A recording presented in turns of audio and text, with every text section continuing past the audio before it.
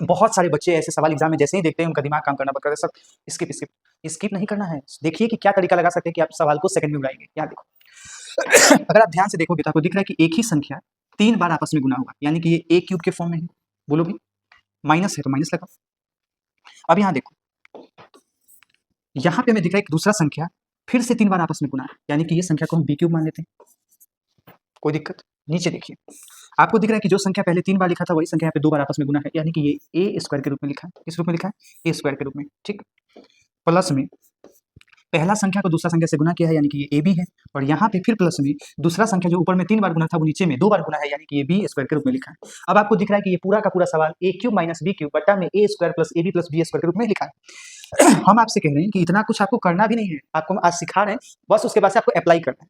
a cube minus b cube जो होता है वो किसके बराबर होता है? आपने सर इसका तो एक फॉर्मूला होता है a माइनस b, और गुने में होता है a square plus ab plus b square होता है।